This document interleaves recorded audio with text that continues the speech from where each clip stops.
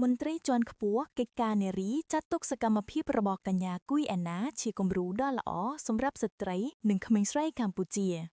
មន្ត្រីជាន់ខ្ពស់នៃក្រសួងកិច្ចការនារីបានចាត់ទុកសកម្មភាពរបស់កញ្ញាគួយអាណាបវរកញ្ញាមហាជនដែលបានព្យាយាមលាក់បង់ពេលវេលាទាំងយប់ទាំងថ្ងៃនិងព្យុះភ្លៀងដើរថ្មើរជើងពីរាជធានីភ្នំពេញទៅខេត្តសៀមរាបដើម្បីរៃអង្គាសថវិកាជួយដល់កុមារនិងជនមានពិការភាពនៅក្នុងប្រទេសកម្ពុជាគឺជាគំរូដ៏ល្អសម្រាប់ស្ត្រីនិងក្មេងស្រីកម្ពុជាធ្វើការតស៊ូដើម្បីក្លាយខ្លួនទៅជាថ្នាក់ដឹកនាំនិងជាបុគ្គលម្នាក់ដែលផ្ដល់ផលប្រយោជន៍ដល់សង្គម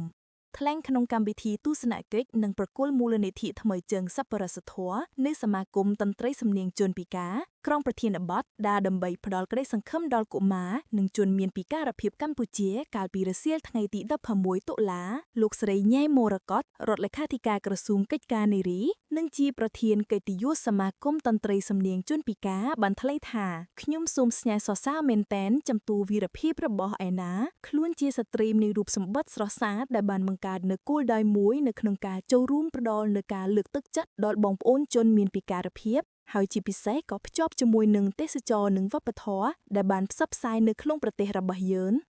លោកស្រីបានបន្តថាសកម្មភាពរបស់ឯណាគឺជាសក្តានុពលមួយនិងជាគោលដៅមួយរបស់ក្រសួងកិច្ចការនារីឲ្យស្ត្រីនិងក្មេងស្រីធ្វើការតស៊ូដើម្បីក្លាយខ្លួនទៅជាថ្នាក់ដឹកនាំនិងជាបុគ្គលម្នាក់ដែលផ្ដល់ផលប្រយោជន៍ដល់សង្គមសកម្មភាពរបស់ឯណាបានផ្ដល់ទៅជាគំរូដល់យុវជនយុវតីនៅក្នុងប្រទេសកម្ពុជាយើងត្រូវរៀបចំខ្លួនថាតើយើងត្រូវធ្វើយ៉ាងម៉េចដើម្បីសង្គមជាតិរបស់យើងឯណាបានផ្សព្វផ្សាយនិងលើកទឹកចិត្តពីបញ្ហាពិការភាពដល់បងប្អូនប្រជាពលរដ្ឋបានយល់ដឹងកាត់បន្ថយនូវការរើសអើងហើយក៏ដូចជាជួយផ្សព្វផ្សាយទៅលើទេសចរណ៍វប្បធម៌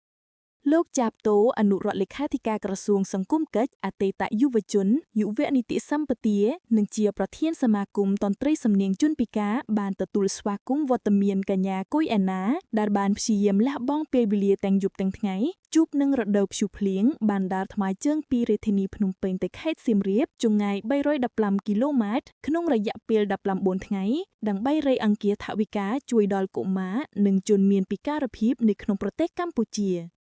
លោកចាបតូបានបន្តទៀតថាកញ្ញាឯណាបានរៃអង្គាសថវិកាពីសប្បុរសជនពីបងប្អូនប្រជាពលរដ្ឋដើម្បីសម្រាប់ជួយឧបត្ថម្ភគាំទ្រនៅតាមសមាគមនិងអង្គការមួយចំនួននៅពេលខាងមុខនេះក្រសួងសង្គមកិច្ចអតីតយុវជននិងយុវនីតិសម្បទាដោយមានការយកចិត្តទុកដាក់ដល់ខ្ពង់ខ្ពស់ពីលោករដ្ឋមន្ត្រីជាសុមេធីបានចេញនូវលិខិតកត់សរសើរដល់កញ្ញាគួយឯណាដែលបានលះបង់ពេលវេលាដ៏មានតម្លៃផ្សព្វផ្សាយលើវិស័យពិការភាពធ្វើយ៉ាងណាដើម្បីកុំឲ្យប្រជាពលរដ្ឋមួយចំនួនមានការរើសអើងជនមានពិការភាពជាពិសេសផ្សព្វផ្សាយទៅដល់ពិភពលោកទាំងអស់បានដឹងថាជនមានពិការភាពក៏មានសមត្ថភាពក៏មានគំនិតនៃការគិតក៏មាននៅឆន្ទៈនានានឹងទទួលបាននូវឱកាសការងារផ្សេងៗទៀតពីប្រមុខរាជរដ្ឋាភិបាលនិងពីអង្គការសង្គមស៊ីវិលផងដែរ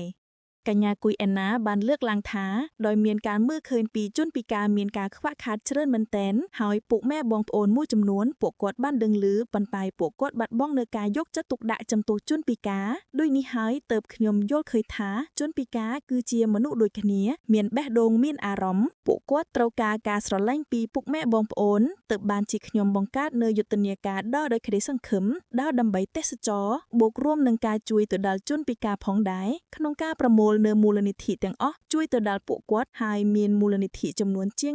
$120,000នេះពិតជាច្រើនលើសលប់ហើយនាងខ្ញុំនឹងធ្វើឲ្យបានច្រើនឲ្យបានទូលំទូលាយនៅក្នុងប្រទេសរបស់យើងតែម្ដង